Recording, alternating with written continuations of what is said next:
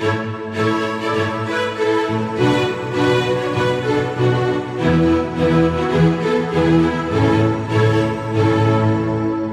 everybody. It's Michelle, and welcome back to the Royal Daily Tea. You guys, we have a lot of juicy royal tea to get through today, so you know what to do.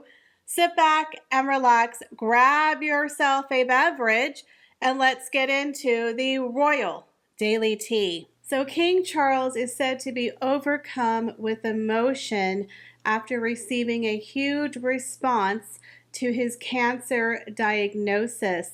The king held his very first in-person meeting last week with Prime Minister Rishi Sunak after working behind the scenes in recent weeks since sharing his cancer diagnosis. Now, the king, who met with Prime Minister Rishi Sunak, also met with his Privy Council, but he is not doing as many in-person meetings as he is recuperating from cancer. Now, Mr. Sunak said to King Charles, "It's wonderful to see you, King Charles. You're looking so well." To which King Charles said, "It's all done with mirrors." That is one thing I absolutely love about King Charles, is he does have a great sense of humor. Now, the king said, "I've had so many wonderful messages and cards. It's reduced me to tears most of the time." Now, it is said he has received over 7,000 letters and cards from well-wishers around the world, and I think it's fantastic. Now, Buckingham Palace did release some adorable photographs of the king chuckling over a few of the cards that he did receive. Now, one of them was absolutely adorable. It had a picture of a dog that said, "King Charles, at least you don't have to wear a cone." Isn't that the most adorable thing you've ever seen? And I love the fact that a lot of school children had projects where they wrote goodwill messages to King Charles, and they showed quite a few of the cards that he has received. I think laughter and receiving messages of get well is the best medicine, and he looked like he was thoroughly enjoying the messages. So again, we want to wish King Charles a full and speedy recovery. So what in the holy heck is going on with Prince Harry and Meghan Markle's deal with Netflix? Now, we know back in 2020, the duo of Montecito signed a huge deal with Netflix to the tune of $100 million for a 5-year contract. However, as we've mentioned several times here on the RDT, rumors have been swirling around that Netflix wants to unconsciously uncouple themselves from the Duke and Duchess of Doolittle of Montecito.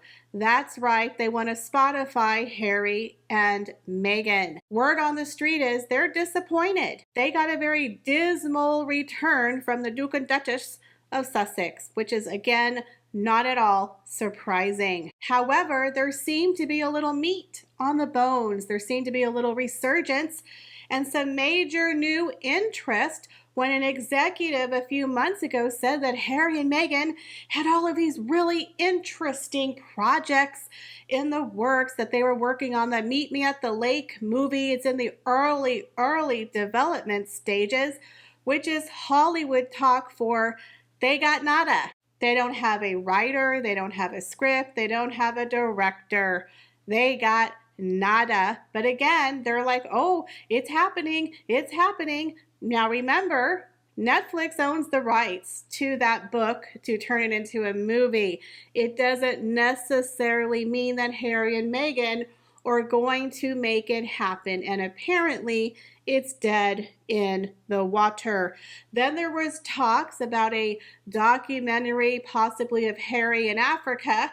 Well, considering the fact he's got a huge scandal with African parks, I would say that's probably not a good look, Harry. You might want to stay away from that documentary. And then they said there was another unscripted televised show, aka Harry and Meghan Bashing the Royal Family 2.0. Okay, but Invictus Games recently again got a little bit of a buzz when Harry and Meghan flew to Whistler, Canada to promote the first ever Winter Games in 2025 for the Invictus Games. So people were getting a little excited about the future of the Invictus Games, and Harry and Meghan were out there looking like they were filming a Hallmark movie and pretty much taking over the entire event. And then Harry did the little ABC interview with Will Reeves, and again dropped a couple of bombshells telling us the real state of his relationship with his daddy,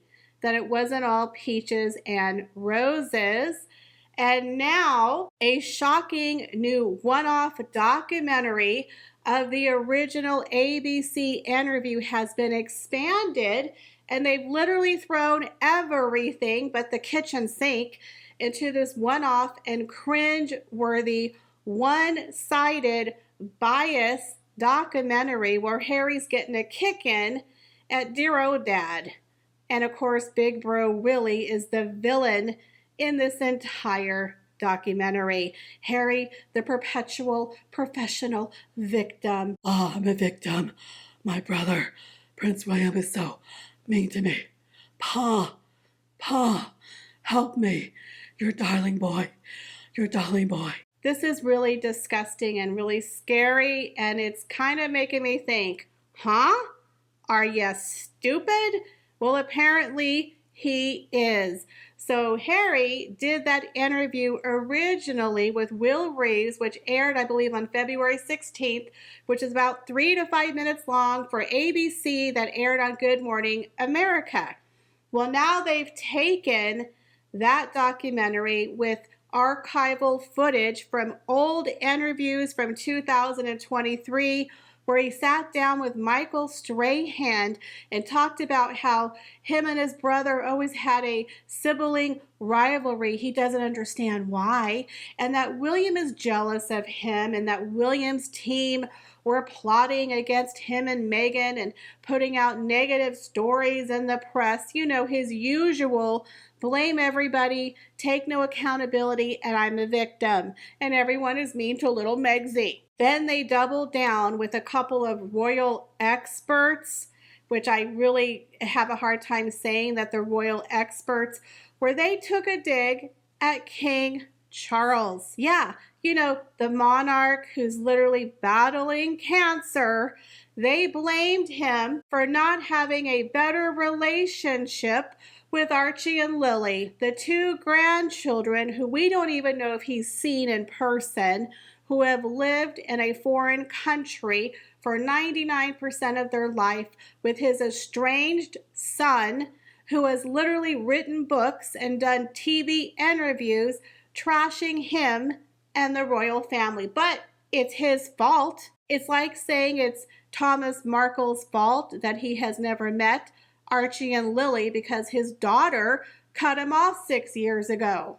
It's his fault. It's King Charles's fault that Harry and Meghan, who are holding their children hostage, it's his fault they don't have a closer relationship. I find it disgusting how Prince William, who is dealing with a wife who is battling a major medical emergency and 3 children and taking up responsibility for his father, who is currently undergoing cancer treatments, that they thought this was the greatest time to come out and make Harry look like a little victim and attack the royal family. What in the world is wrong with these people? Are they smoking some of Harry's mushrooms? Seriously, I am stumped why people would think this is a good idea. Now, the more disgusting part of this little one-off documentary is the fact it's only aired in America. Oh, what do you think? So they're trying to brainwash and convince the American people that this is the real story. Because again, most Americans don't follow the royal family very closely. They don't know the history. So when Harry gets on ABC News, well, they must be true because it's on a news channel. It's a pretty reputable channel. But here's the other side of that coin. The problem with this one-off new documentary that they did from the original ABC interview promoting the upcoming Invictus Games is the fact that Disney bought Hulu. And Hulu is a direct competitor of Netflix that Harry and Meghan are currently under contract for. Now, the interesting thing is this was done by ABC News, and it's on the abc.com website. But if you look at the corner, it says you can stream this on Hulu, meaning everything that's on abc.com is available to be streamed on Hulu. So technically, Harry just gave this juicy one-off interview to the competitor of Netflix. Now, he didn't directly go to Hulu. He went to abc.com, but he has to know their direct affiliation with streaming on Hulu. Not to mention, they added a lot of stuff to the interview. He had to have legally signed off on that interview knowing, hey, we're going to turn this little interview that you did for Good Morning America, and we're going to add in a whole bunch of other stuff. We're going to make it a one-off documentary about your life and your passions and your family, and then we're going to have it streamed on Hulu. He had to have known that might be a problem for the executives over there at Netflix. So that is why a lot of people are speculating, do they already know their deal is dead? So they're desperately looking for other outlets? To me, that would make a lot more sense. But according to an insider, they said Netflix was stunned, that they had no clue about this one-off documentary that Harry did that was being aired on Hulu. Now you have to remember, Harry just did an interview for ABC News promoting the Invictus game. So obviously Netflix is like, yeah, go out and promote it. We need all the help we can get. We need to squeeze this lemon and get every ounce of juice that we can get out of these royal grifters. We got to make some money here. So go out and promote the heck out of the upcoming Invictus games. We need a win before the contract ends.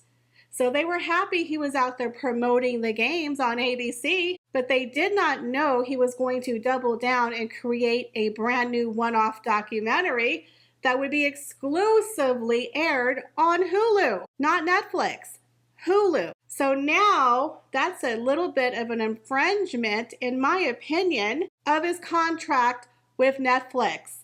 Now the new show is called Prince Harry's Mission, Life, Family, and the Invictus Games. So he's doubling down, talking about the royal family, talking about the Invictus Games. Now, one of the most hilarious parts of this documentary is when the so-called royal expert, Mr. Robert Jobson, said that Prince William was definitely very jealous of Prince Harry's Invictus Games success. I guess you haven't heard of something called the Earthshot Prize.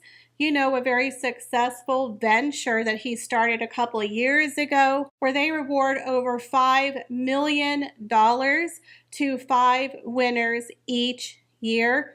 That's a pretty hefty award that many companies are pushing their way to sponsor and work with Prince William and the Earthshot Prize. But the Invictus Games, I wouldn't exactly call that a major success. The last couple of years, they've had mostly empty stadiums. Right now, they're having financial problems. They can't keep executives. And many people are questioning, where is the money going? Show me the money. Not to mention that Prince Harry started the Invictus Games along with Prince William and Catherine in 2014. And in 2020, Prince William donated over $1 million that he won from a lawsuit against the tabloids for phone hacking to Invictus Games.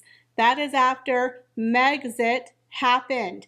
But yet he's bitter and he's jealous of Prince Harry. If anyone exudes Big Daddy energy, honey, that is Prince William in spades. Nobody is jealous of Prince Harry. Prince William has got you beat in spades.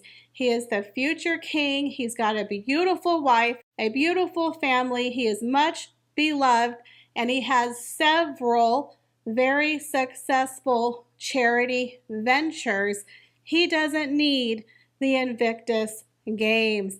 So I do find it very laughable that this guy is like, Prince William, he's so jealous and intimidated by Prince Harry's success, and that Prince William is so petty. He's telling everyone that he wants nothing to do with his brother. Well, I'm sorry, I don't consider that petty.